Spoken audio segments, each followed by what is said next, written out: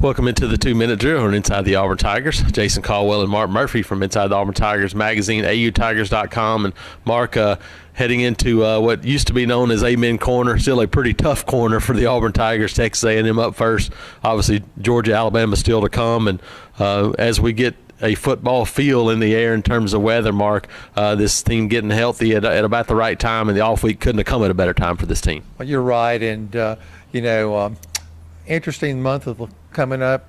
You got Georgia and Alabama, two of the very top teams in the country. You got a Texas A&M team. You got to play on the road this week, and then you play at home against Louisiana Monroe, a team you should win. So, it's a two-edged sword. Some tough games to win, but there's a chance to really jump up in the rankings if you can win these games. And I think Auburn is coming around offensively. I think they've been good on defense from the start of the season.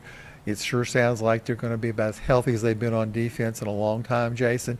It looks like the offense is going to be pretty healthy too.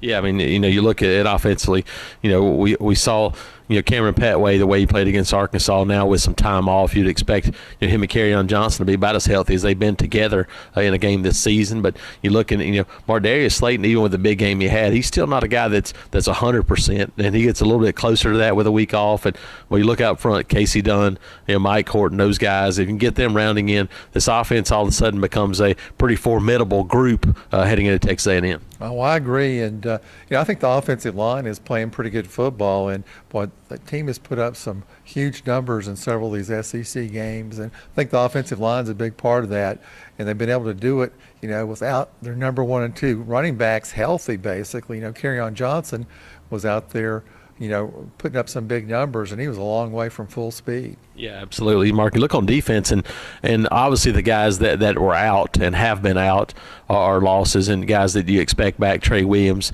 Trey Matthews, Javaris Davis, some of those guys have practiced and are heading in the right direction for Texas A&M. But even, Mark, the guys that haven't been out, you look at Marlon Davidson, Deshaun Davis, having a week off, a chance to heal up a little bit, it's got to be huge for those guys heading into another week. Oh, I agree, and we watch those guys out there playing, and we can tell they're not as quick as they normally are, and we see them go to the side sometimes and get some treatment and then go back out there. There's some tough guys on this team, and you named two of them, Deshaun Davis and Marlon Davidson, about as tough as it gets. Absolutely. So you're looking in bye week, Tigers get back on the practice field on Sunday night, now heading towards Texas A&M. So a team that's, Mark, rested now, a little bit healthier, and that should be good news as the Tigers take on the Aggies. Jason Caldwell and Mark Murphy, Inside the Auburn Tigers.